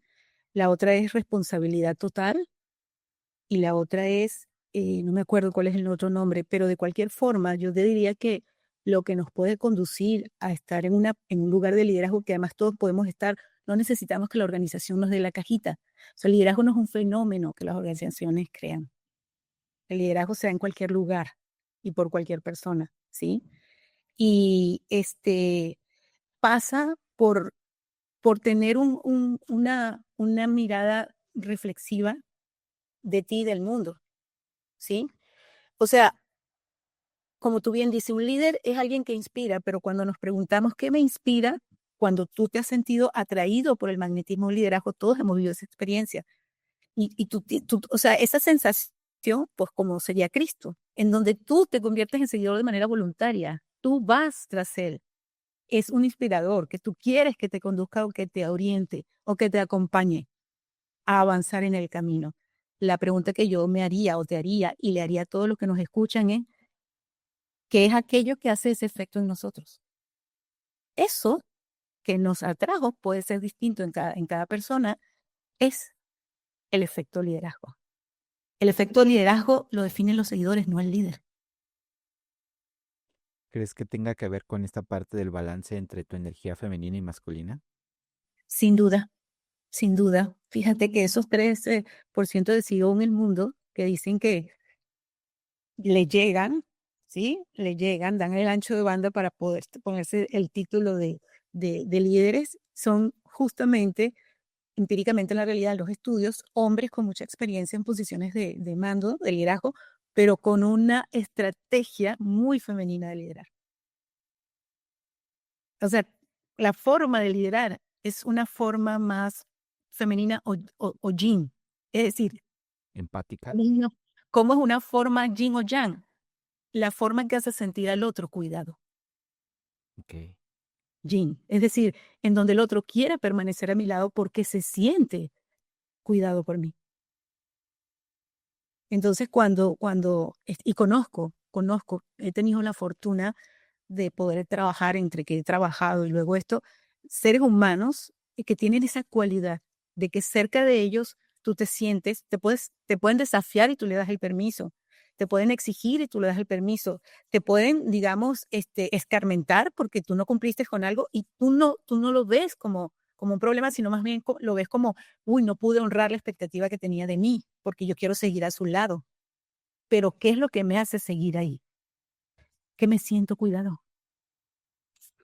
¿Sí? Entonces hay una teoría de liderazgo generativo, conozco al autor, lo vi en una conferencia, se llama Bob Dunham, y lo llama así liderazgo generativo, y él dice, todo el centro de esa teoría de liderazgo se llama en el care, en qué cuidas. Entonces él no se pregunta cuál es tu misión o tu visión cuando trabaja a nivel organizacional, sino se pregunta qué es lo que estás cuidando. Ahora sí, o sea, si tú estás cuidando qué, cuando definas qué cuida, pues ve y cuídalo, ¿no? Entonces, yo diría humildemente eso en mi propia experiencia, tanto como estar en el lugar de ser la seguidora de un líder, o como estar en el lugar de ver a otros aspirando a estar en ese lugar desde las posiciones gerenciales que les toca jugar, ¿sí? Y no es esto de esta estrategia que dice: "No, es que este es, muy blando, muy". No, no, no es eso, es una sabia combinación entre cuidado y rigor, una maestra, o sea, una maestría, un sabio balance en donde justamente implica desafío, pero también implica acompañamiento, porque no es complacencia, ¿sí? Porque muchas veces confundimos el tema de cuidar de otro o de ser yin con ser permisivo o complaciente o no poner límites o no exigir nada, ¿no? O sea, un jefe o un líder no puede no exigir. Que sea asertivo, ¿no? Pero es esa mezcla que, mira, te digo, mi querido Carlos, de verdad no es nada fácil ponerse en esos zapatos. Yo, este, toda la vida vivida, y ya digo, no es poca, yo no he visto seres humanos que tengan esa mezcla tan disponible. Y cuando los he conocido y he tenido la fortuna de conocer a personas que yo me tiraría al piso por ellos y trabajaría con ellos hasta el resto de mi vida, es toda una biografía personal lo que los hizo aprender a ser así. No es lo que estudiaron en la universidad. Justo es a donde va mi siguiente pregunta. Después de haber trabajado con muchos directores, con altos mandos y abordando este tema de la masculinidad, ¿no? Que pues realmente se dice o se ve mucho que al líder que digamos que se le respeta, es al líder fuerte, ¿no? Al líder que igual y no muestra esa parte vulnerable, ¿no? Entonces, ¿cuál ha sido el mayor reto para ti tras haber trabajado con muchos altos cargos en ayudarles a tocar esa parte de la vulnerabilidad y mostrar, ¿no? Prácticamente ese lado humano sin perder autoridad? Sí, fíjate que eso que dices siento que es cierto, ¿no? O sea, somos muy duros con esas posiciones y no le damos mucho permiso a ser blando porque asociamos ser blando con ser incompetente o ser ineficaz o no exigir. No es así estar en una posición de liderazgo. Y muchas personas, yo que las he acompañado, sí encuentro que la presión social los hace convertirse en eso para tener a cambio lo que quieren, que es una posibilidad de desarrollo de carrera, un alto puesto y un alto ingreso, ¿sí? Entonces también creo que hay un tema que no es, o sea, no se lo podemos endilgar solamente al individuo como insensato o indolente, es que hay toda una estructura que te demanda eso a nivel organizacional en las empresas, pues, eh, tradicionales. ¿sí? Entonces, cuando tú dices, te demanda ser duro, entonces la pregunta es, ¿quién te demanda ser duro? ¿Tu colaborador o tu jefe y los accionistas de la empresa? Porque unos te demandan ser duro y otros te demandan ser blando, y ahí es donde vienen las contradicciones. Porque todas estas teorías nuevas de liderazgo, tienes que ser, cuidar, no sé qué más, sí, pero como tú no entregues los números, o sea, ¿sabes? Y justo esa mezcla humanamente no es fácil de conseguir, Claro. ¿sí? Entonces, por eso te digo, lo que he aprendido es a ser más compasiva y saber que que todo el mundo tiene un texto y un contexto, y como no juzgar a la primera o endilgarle a la primera a la persona o al individuo toda la responsabilidad de lo que sea que le ha tocado vivir o lo que sea que ha tenido efectos sobre otros, porque hay un contexto para ese texto, ¿sí? O sea, y ahí es donde está quizás mi visión muy sociológica, que fue lo que me hizo despertar con respecto a eso de tantos hombres que coaché en 8 años. Y que fue lo que me llevó a mí a buscar un espacio, y ahí fue cuando contacté o conecté con el círculo de hombres en el clan. Y, o sea, y que me fue llevando, la realidad me fue llevando, ¿sí? Entonces hoy en día digo, bueno, mira, yo no sé si todo el mundo puede ser Dios y diablo simultáneamente. No lo sé. Pero la verdad que las peticiones o aspiraciones de las organizaciones, de las familias, de los hijos, no son honrables por seres humanos. No son honrables. Entonces, bajémosle 2 a la perfección o a la quimera o la utopía, tomémoslo como un aspiracional al que quisiéramos, si elegimos, aproximarnos, pero aceptando que somos humanos y que en el camino va a pasar todo lo que nos pasa a todos. Somos vulnerables, nos enfermamos, no acertamos, fracasamos, a veces acertamos, ¿sí? Pero la vida no es lineal. Entonces, no es fácil cuando estamos en un lugar decir el jefe, ¿no? Es fácil cuando eres hijo echarle la culpa a los padres. Es fácil cuando eres estudiante echarle la culpa al maestro o al profesor. Es fácil cuando eres colaborador echarle la culpa al jefe. Es fácil cuando eres un ciudadano echarle la culpa al presidente. Pero es que, ¿y tú en su lugar? ¿Sí? Porque yo, lo que te digo, no es fácil para ningún humano honrar los zapatos de tener ese error y satisfacer las expectativas de de todo el mundo. Wow. Y Entonces, visto desde tu experiencia, si los que nos escuchan quisieran empezar a ser líderes conscientes, ¿cuáles serían esos puntos clave? Tomando en cuenta que quizá no estamos en una posición actualmente de ser líderes, ¿no? Quizá no tenemos un equipo a quien liderar, pero yo lo veo así, ¿no? Pues todo empieza desde cómo te lideras tú, ¿no? Pero más allá, con tu experiencia, ¿qué nos puedes decir cuáles serían esos puntos clave para empezar a ser líderes conscientes? ujú. Bueno, ojalá que los que escuchan esto puedan escucharse a sí mismos mirarse y escucharse a sí mismos con compasión. Este, y ahí te voy a referir a una fábula interesante de la mitología griega. Ya te digo, tanta cosa que estudio un diploma en mitología griega. Me encanta la mitología griega, pero de cualquier forma, cuando iban el peregrinaje, pues, los antiguos griegos al templo de Apolo, ¿sí? Que era en donde estaban las sacerdotisas o estas que llamamos, las pitonisas, ¿sí? ¿Sí has escuchado esa expresión? Ni que fuera pitonisa, ¿no? Es una expresión en el lenguaje que deviene de un mito griego o de verdad de prácticas en Grecia. Las pitonisas eran las sacerdotisas que cuidaban el templo de Apolo, y el peregrinaje que hacían los ciudadanos al templo de Apolo era porque Apolo era la evidencia, ¿no? Y entonces iban a consultar qué les deparaba el futuro al templo, y había un ritual allí donde la sacerdotisa ponía un fuego y todo eso, ¿no? Y una de las cosas que me enteré, y es interesante, ¿no? Que hasta el nombre de pitonisas tiene que ver con la serpiente Pitón, porque esas sacerdotisas estaban rodeadas de una serpiente para que fueran intocables y no las tocaran, ¿sí? Y además eran mujeres vírgenes para canalizar, en teoría, la información del otro plano a este plano terrenal, y entonces darle la información al que iba al consultante. Pero lo interesante de este mito o de esta leyenda de los griegos es que cuando llegaban al templo había una inscripción así, cuando iban a entrar al templo físico, que decía: Conócete a ti mismo. Entonces yo te diría que cualquier persona que quiera liderarse a sí mismo o liderar a otros, tiene que empezar sí o sí por conocerse a sí mismo. Ese es el paso cero. Ajo, definitivamente. Hay un tema que igual y me gustaría abordarlo de manera superficial porque me parece importante y cuando lo estoy investigando, y es el tema del BTSA y de los 4 estilos de pensamiento, ¿no? ¿Qué nos puedes decir acerca de esto y por qué es importante, pues, identificar, pues, prácticamente tu estilo de pensamiento, ¿no? Tengo entendido que son 4. ¿Y qué nos puedes decir acerca de esto? Sí, ay, qué cómico, Carlos. Pareciera que nos conociéramos muchísimo. Y personas que nos escuchan en el podcast, los estamos conociendo en este momento que él me está entrevistando. Ni siquiera lo he visto nunca físicamente, pero me da una risa porque él dice BTSA, yo estoy certificada en eso. Sé perfectamente de lo que me está hablando.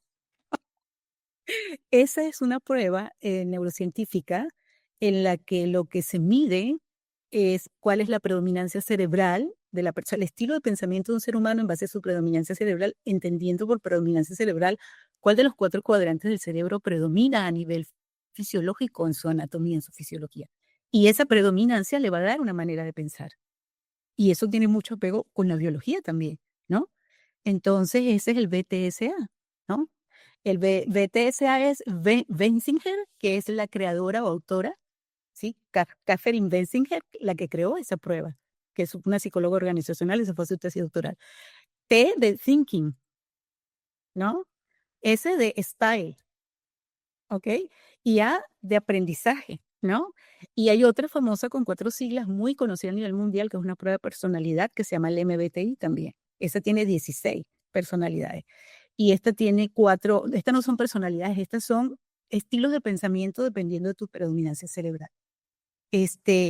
Bueno, yo justo, querido, lo primero que hago cuando acepto un coaching es aplicar esas pruebas. Y además que lo aprendí en el devenir de ser coach. Y una de las empresas en donde estuve 3 años, que es una empresa francesa, el que estaba a cargo de la dirección de recursos humanos, que me contrató, había sido mi coaching y, digamos, me daba bastante ámbito de acción. Y en un momento le dije, yo no voy a atender más coachings si tú no les haces las pruebas, porque lo que pasa en la realidad es que hay una brecha entre el job description, la descripción del cargo y el desempeño real del sujeto que está en el cargo. Y esa brecha se puede llenar con capacitación, con desarrollo, sí, pero entonces tenía personas que justo a muchas personas te la mandan porque están en un rol importante, pero no tienen el desempeño esperado. Y te las mandan para que las acomodes, ¿sabes? Como si tú fueras. Cosa que, o sea, los seres humanos no somos acomodables y además eso parte de la premisa que estamos echados a perder y no comparto la premisa. Pero de lo que descubrí, eso sí lo descubrí yo una y otra vez coachando, es que mucho de lo que hacía que la persona no pudiera tener un desempeño exitosísimo o lo que esperaba la organización en el rol es porque su perfil no hacía match con el personaje que era humanamente. Entonces yo llamé a esto que cuando no hay match entre tu ser y tu hacer, no hay manera de que puedas honrar un hacer con unos altos estándares y aspiracionales por todo el mundo y no hay credencial que te dé eso, ¿sí? Estás Entonces, forzando, ¿no? estás forzando. Y eso fue lo que descubrió la doctora Catherine Benzinger. Ella dijo, ¿por qué yo recibo acá, siguiendo psicólogo organizacional, a personas en las mismas posiciones que su desempeño empieza a declinar en el tiempo y además se enferman y yo las atiendo aquí? ¿Y cómo es que hay unos otros que en la misma empresa, con el mismo estrés, no les pasa nada? Y o sea, tienen el desempeño, lo sostienen, logran, o sea, ¿qué les pasa? Y por supuesto, ese porcentaje es menor. Entonces, lo que ella descubrió, y esa fue su tesis doctoral, y por eso creó este instrumento y todo este enfoque en lo que yo me certifiqué, es que las personas que tenían el desempeño decreciente en el tiempo y que además empezaban a tener enfermedades propias que ahora se llaman autoinmunes o psicosomáticas, y ella incluso identificó cuáles y cuándo les daban, cada 2 años tenía la estadística completa, es lo que ella llamó o lo que se llama un desvío de tipo, es decir, cuando la persona, el rol que está desempeñando no es su fortaleza innata a nivel fisiológico de predominancia cerebral. ¿Y por qué? Porque le demanda más combustible al cerebro y eso sí tiene un efecto real fisiológico. Entonces, ¿qué pasa? Cuando hay match entre ser y hacer, es decir, la persona que reclutaste naturalmente, innatamente, fisiológicamente, tiene un estilo de pensamiento compatible con el rol, esa persona no va a su desempeño porque está en lo que llaman su estado de flow. ¿Y qué es lo que pasa? Cuando la persona tiene un antagonismo entre el hacer le consume la energía. Y dice, el cerebro es un órgano eficiente, entonces el cerebro consume más oxígeno, literal. De ahí los fundamentos que ella tomó para su prueba de la neurociencia. Y entonces esos personajes que profesionalmente se van quemando, se van quemando, se van quemando y tienen el burnout. ¿Y qué pasa con los que no? Porque también los hay. Bueno, esos tienen perfecto match entre el ser y hacer. Y lo que dice el modelo de la doctora Benzinger es que cuando la persona logra el match entre su hacer y su ser, el hacer no solo no le resta energía ni le sobreexige ni hace que su cerebro consuma más oxígeno, sino que además lo carga. Entonces entra en un estado de flow en el que no se le descarga la pila nunca, porque hacer lo que hace carga la pila. Claro. No, y Y por genera eso no estrés, ¿no? necesita que la estén supervisando ni que la estén monitoreando porque y literalmente así se llama, entra en un estado de flow. Y hay síntomas y evidencias de que estar en ese estado. Entonces, cuando, por ejemplo, yo aplico la prueba y aparecen 12 cuadrantes del cerebro con unos puntajes parecidos, a lo que acudimos es que entonces simulamos y le preguntamos a la persona ciertas cosas porque sabemos que cuando nos responde es ese. Y la otra cosa benéfica que tiene esta prueba es que te mide eso en tu juventud o adolescencia y luego en tu etapa adulta. Y no te imaginas qué cantidad de cerebros tienen desvío de tipo. O sea, cuando me da el reporte la plataforma y les muestro el cerebro, porque el grafiquito es un cerebro así, aparece una línea eh, de un color que es la juventud y otra de otro color, y ves aquella cosa, de hecho la ves antagónica completa, de adulto, de un estilo de pensamiento antagónico y opuesto al que tenía. Claramente, ¿qué costo pagó por eso? Y es lo que se llama desvío de tipo, y ella dice, pues, todo. Y la otra cosa importante de esto es que esto es así. Una vez que tú identificas cuál es el cuadrante predominante del cerebro de esa persona, y eso está asociado a habilidades innatas que jamás las use o no las use, se le van a acabar, ¿sí? Automáticamente sabes cuál es su debilidad fisiológica, porque la diagonal opuesta, el cuadrante diagonal opuesto, es lo que sí o sí también tiene como debilidad. Entonces, esta prueba dice, no importa, o sea, no solamente tienes que saber cuál es tu delantero, también tienes que saber tu trasero para que lo cuides. ¿Por qué? Porque o lo delegas o cuando te obligues a hacer eso, tu cerebro te va a agotar el combustible que tiene. Y entonces ahí la maravilla de trabajar en equipo, porque pones a cada quien a hacer lo que naturalmente se le da bien y que haciéndolo se carga su fisiología, su equipo Complementas, ¿no? biológico. Entonces yo tuve un caso emblemático de una francesa en el que pues no tenía ningún desempeño exitoso, pero pues venía trabajando toda su vida en el área comercial y no era un desempeño exitoso y ella se cuestionaba mucho y todo eso, un excelente ser humano. Y justamente fue cuando pedí el permiso de aplicar la prueba, porque yo decía que, fíjate, el problema no es la persona, el problema es el reclutamiento. Entonces yo dije, "Mira, o sea, esto es un ser humano, o sea, hermoso. O sea, todos tenemos dones, Carlos. No hay unos seres humanos incompletos y otros completos, ¿sí? O sea, es una manera de ver literalmente, aunque le pongan todas las teorías contemporáneas y modernas, pero es la manera de ver al ser humano como un recurso más. Por eso antes se llamaban direcciones de recursos humanos, así como recursos tecnológicos, recursos logísticos. Es un recurso más, ¿no? Ahora los llaman people, gente, ¿no? Pero es un discurso, ¿no?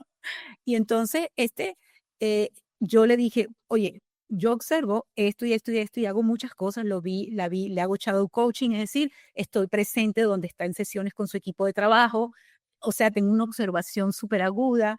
Y entonces le dije, mira, yo creo que no hay un problema estructural en ti. Creo que es que tus dones innatos o tus habilidades innatas o las habilidades que están disponibles y que tú manifiestas en la interacción con otro no son las equivalentes a las que demanda el cargo, pero no es que tengas un problema. El único problema es que no veo match entre la descripción del cargo y tu ser, pero no es porque el ser esté malo. Y el problema es el reclutamiento. Y entonces le dije, hay una prueba en la que yo estoy certificada, pero pues tendría que costearla tú porque este, no la hacen. Entonces ella la costeó, o sea, me dijo, sí, no tengo ningún problema. ¿Y qué tal? Totalmente, pero fue una cosa, ya estaba desempeñando roles en donde tenía su cuadrante de mayor debilidad estructural de manera fisiológica. Le dije, observa, mira tu resultado, se impactó. Y entonces me preguntó, ¿y cómo es que soy? ¿Cómo es que pienso? Le digo, bueno, eres posterior derecho y un posterior derecho, es así, así, así, así. Cuando le describo todo eso, esa mujer entró en llanto y me dice, eso soy. Wow. Y le dije, entonces entiende que no es que tienes un problema, estás mal hecha o eres deficiente, es que estás ocupando una posición que no te hace feliz y para lo que tu talento, que aquí está y por mucho, no es el que demanda la posición. Tienes dos, trata de migrar a una posición más compatible con tu ser para que empiece a alinearse eso, ¿no? Y además te Fluir. sientas a fluir y además te sientas satisfecha o delega porque no hay otra, ¿no? Entonces, la realidad es que de acuerdo a los estudios de esta doctora, solo el 25% de las poblaciones en las organizaciones hay match entre el rol y la predominancia cerebral. Es decir, el 85% tiene desvío de tipo, la mayoría. Increíble. Y por Vaya que eso esta se queman práctica, tantas organizaciones, ¿no? Por eso les dan tantas cosas. sí, exactamente. Y pues ahora sí que ponen posiciones o personas en posiciones que no dan el ancho, ¿no? Vaya que esto da para hablar muchísimo. No, es que da para mucho y yo he visto Sí, mucho eso. Entonces, ya pues muy mi filosofía muy personal como coach es decirle, no es que tienes un problema o estás mal, es que tu biología, o sea, tu fisonomía, por Dios, que no hay error, o sea, o sea, no hay error en la creación, ¿no? claro. ¿Sí? Entonces, de hecho, hay una frase hermosa que dice Jung, porque esta prueba toma fundamentos de la psicología junguiana para el diseño de la prueba y luego también fundamentos de la neurociencia, también mide el nivel de introspección y extroversión, que es importantísimo para poder saber dónde asignar un puesto de trabajo. Y entonces dice la propia doctora, como dice Jung, una vez que identificas cuál es tu cuadrante cerebral predominante, esa es la brújula del alma. Y si lo vemos desde un punto de vista más espiritual, ya vienes dotado con las habilidades que tienes que tener para lo que vienes a hacer. Entonces, ¿qué tal cuando te vas a hacer lo que no viniste? ¿Qué va a pasar? O sea, hay un desvío de tipo. Claro. Betsy, estamos llegando al final de nuestra charla. Vaya que me estás volando la cabeza y me lo estoy pasando increíble. Pero me gustaría para finalizar abordar el tema del círculo de hombres, ¿no? Del clan. Tengo entendido que eres un pilar fundamental en este proceso de creación del círculo. Me gustaría que nos hablaras cómo fue que llegaste a formar parte, pues, de esta, pues, de la creación, ¿no? Del círculo que te llevó ahí. Y mm, ahora sí que esa es una pregunta. Y la segunda sería, ¿cómo describirías el valor de un círculo de hombres para quien necesita un espacio seguro y auténtico? Pues ambos temas son muy largos. Te voy a decir muy brevemente, eso podría ser asunto de otro podcast por completo, porque es un tema profundo y extenso, pero en breve, o sea, para hacerles el cuento corto, yo llegué a un círculo de hombres en México porque en México pues me consagré a ser coach ejecutiva por 8 años. Y la realidad es que todavía en esas posiciones están predominantemente los hombres, por lo cual coaché a muchos hombres, ¿sí? Y en la proporción empírica de mi experiencia real, fueron 80% hombres para las que yo fui la coach que mujeres. Sí, fui coach de mujeres que estaban en posiciones gerenciales, pero eran las menos. Y fueron 8 años, muchas empresas diferentes. Incluso he coachado en varios países, o sea, eso es la realidad empírica. Entonces, ¿qué descubrí estando allí? Primero que nada, tengamos en cuenta que el coach es una figura de desarrollo del otro, ¿sí? No es psicoterapeuta. No, entonces, y además, típicamente te contrata la Dirección de Recursos Humanos, la empresa, para que tú desarrolles a este talento y puedas, ese talento pueda tener el mejor desempeño posible en el rol que tiene, sobre todo a nivel directivo, que es en donde se necesitan ciertas habilidades y destrezas que no te la dan necesariamente el título universitario. Entonces, bueno, predominantemente yo estuve por 8 años acompañando en un espacio confidencial y privado a hombres. O sea, eso fue lo que tocó. O sea, me explico. Entonces yo, o sea, estuve ahí. Entonces, ahí conocí dimensiones de los hombres, y bueno, predominantemente en México, aunque te vas en otros países, pero predominantemente en México, que me hizo un cortocircuito en la cabeza, porque pues todos tenemos el juicio de que, o la creencia de que México es un país machista, México es un país jerárquico, que los machos mexicanos, o sea, todo tiene esa creencia, la verdad es bastante extendida, ojo, en todo el mundo, ¿no? Y entonces a mí me pasó una expresión que usan allá que me gusta mucho, no me checa el audio con el video, no me checó el audio con el video. Yo dije, porque yo, o sea, si hubiese sido uno que otro, pero son muchos años, ¿sí? Y varias empresas estando en ese lugar. Y entonces vi una faceta de esos hombres que no era el estereotipo de lo que se vende socialmente, ¿sí? Y yo dije, pero ¿y por qué? O sea, vi una faceta de ellos que no ve el mundo, que no es vista habitualmente. Y en esos espacios vi, o sea, dolor, sufrimiento, vulnerabilidad, impotencia, ¿sí? Este, y a pesar de que no era life coaching, no podía no ver lo que estaba detrás ahí del cargo, o sea, el humano que está detrás en el cargo. Y entonces dije, santo Dios, o sea, esto van a ser las sesiones que la empresa te contrata, son 12 sesiones, 8 sesiones, 12 cuando mucho. O sea, en 12 sesiones no puedes tú ayudar a una persona a ese nivel de profundidad, en donde tú ves que está eso otro más allá del carguito, del rol, ¿no? De la posición. Y empecé a preocuparme porque dije, yo voy a terminar mi trabajo y el alcance que me dieron para acompañar a esta persona, a este hombre, pero yo estoy viendo que necesita algo más, ¿sí? Y dije, ¿qué le sugiero? ¿Qué hago? Porque me quedaba yo como con la angustia, ¿sí? De que lo veía como que todavía tenía cosas por hacer por sí mismo y que eso no se lo da la empresa y los veía como expuestos. Entonces dije, pues los hombres no suelen ir a la psicoterapia tradicionalmente. Eso sí es verdad. Los hombres no, no suelen ir a la psicoterapia, todavía hay el juicio de que el que va a un psicoterapeuta es porque está loco, porque tiene un problema, etcétera. Entonces, bueno, por las razones que fueren, no van, ni van a estos espacios de desarrollo personal, de autoayuda tampoco, ¿no? Entonces digo, ¿qué hago? O sea, ¿a dónde lo podría yo enrutar o remitir? Y empecé a investigar si había espacios para eso que yo estaba viendo. Y encontré que ya en México se había creado un primer círculo de hombres que lo hizo un español, pero que vivía allá, se llamaba Hombres Evolucionantes. Investigué y me puse, como ya más o menos me van conociendo los que nos escuchen en YouTube, a estudiar, a buscar la información, ¿sí? Y yo dije, yo estoy viendo esto de manera sistemática en una muestra de la población. Yo sé que estoy con una muestra educada, son todos profesores graduados universitarios con maestrías en posiciones gerenciales, en teoría privilegiados, socialmente hablando, ¿sí? Pero yo estoy viendo lo que estoy viendo. Entonces, déjame ir a buscar información que me diga si lo que yo estoy viendo le pasa solo a estos seres humanos o esto es un fenómeno que no es individual, sino social. Y yo dije, como buen sociólogo, si el tema no es el individuo, sino un tema social, tiene que haber información a nivel social que lo valide. De lo que no están siendo tan fácil de estar siendo hombre o honrar el estereotipo de ser hombre, en México particularmente, ¿no? Y encontré un círculo, conocí a alguien que estaba en Mérida como miembro de ese círculo y dije, tiene que haber algo más que me diga a mí el malestar que hay de tener que tener encima el estereotipo de ser un hombre aquí, en este país.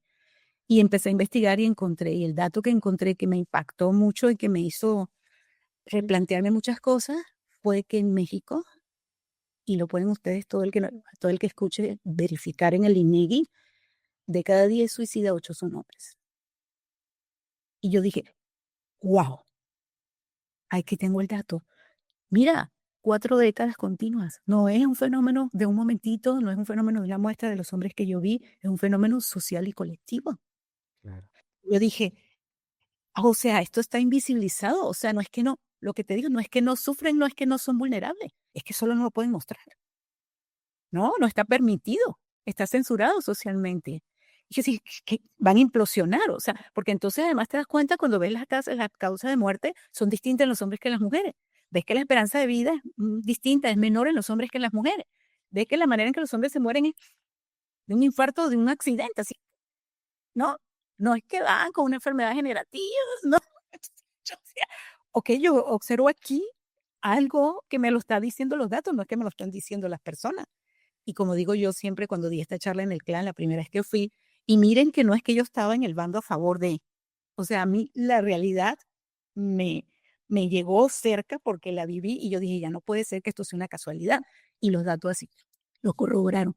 Y entonces después empecé a recopilar mucha información y a buscar si habían círculos y dónde funcionaban para yo poder sugerirle a estos hombres que yo veía que siguieran haciendo un trabajo en estos espacios, a ver si se daban el permiso, porque pues no tenía la connotación que tiene la psicoterapia, no tenía, eso sabes, ¿no? Entonces dije, mi preocupación de qué pasará si no se cuida o no toma conciencia de que está en una situación vulnerable realmente, ¿no? Sobreexigida.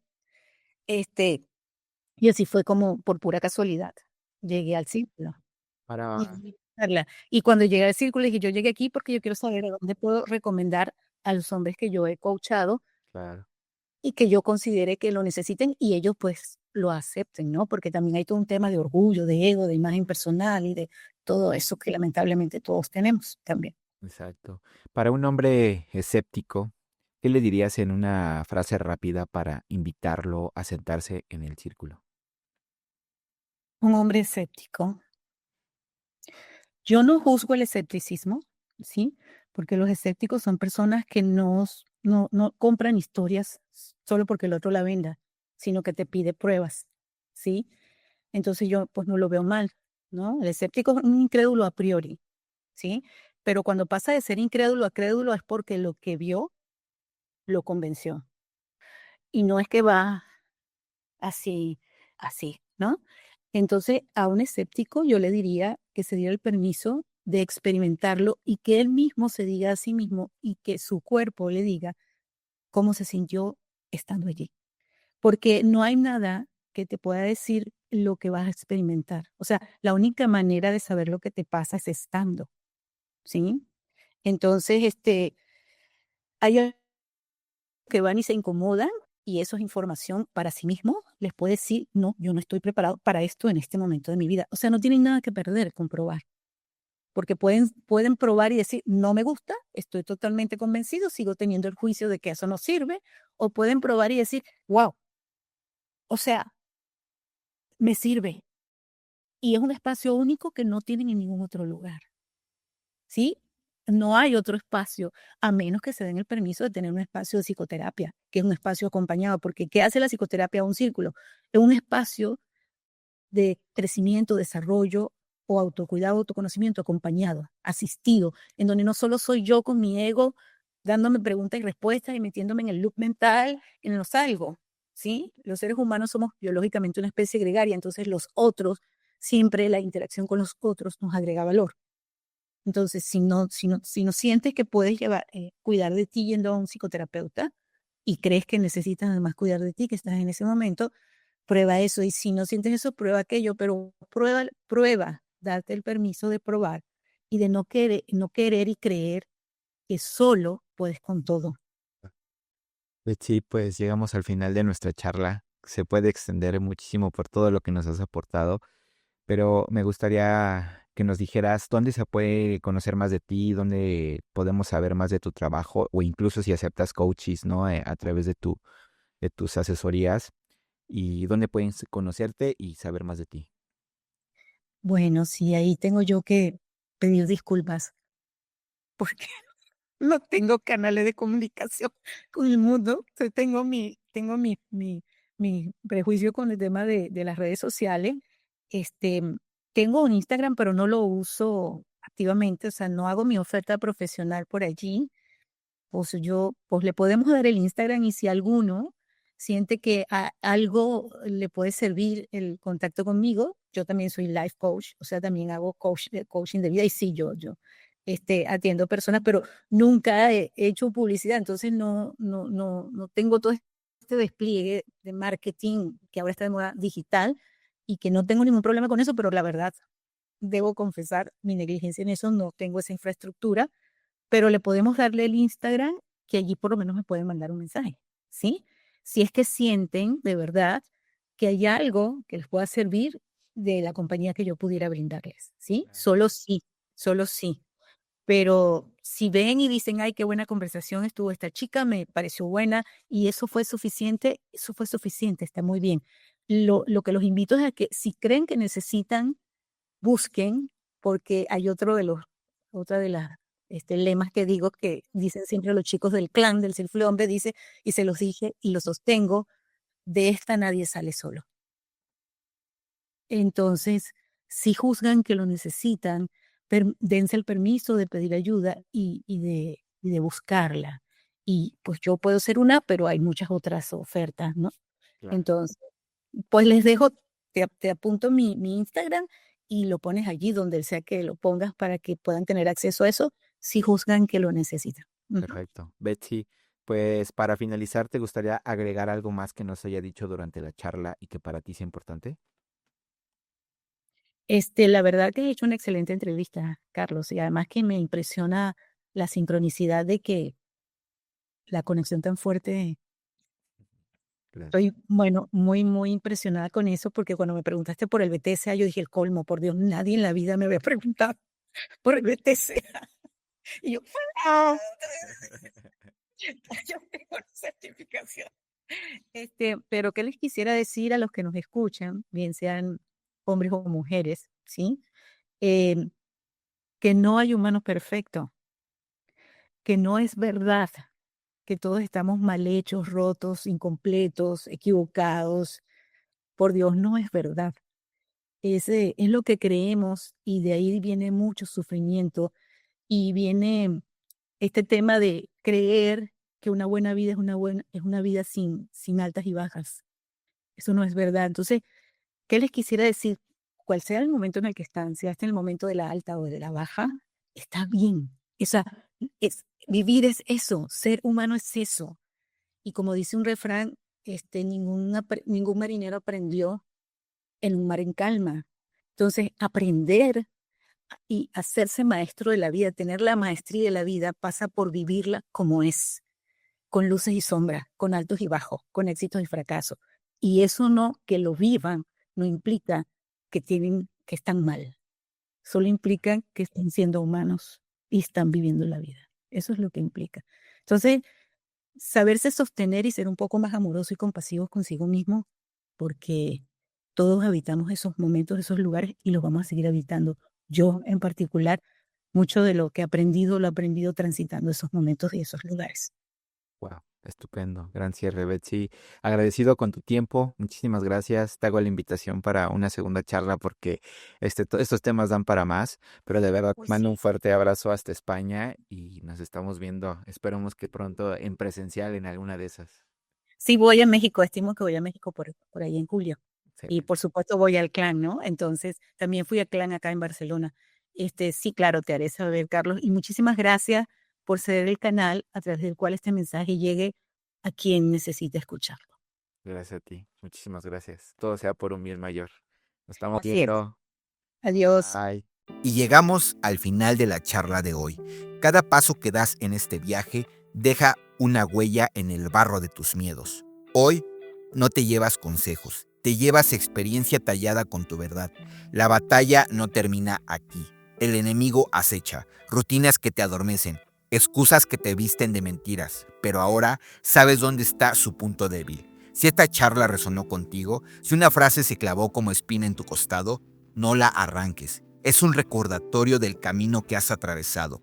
Suscríbete no para escuchar, sino para no retroceder. Comparte no por lealtad, sino por sabotear la mediocridad ajena. Y recuerda, entre alfas nos apoyamos. En el próximo episodio descubrirás cómo convertir tus cicatrices en mapas, pero hasta entonces no te atrevas a mirar atrás. El hombre que eras ya te está siguiendo. Hasta la próxima. Chao, chao.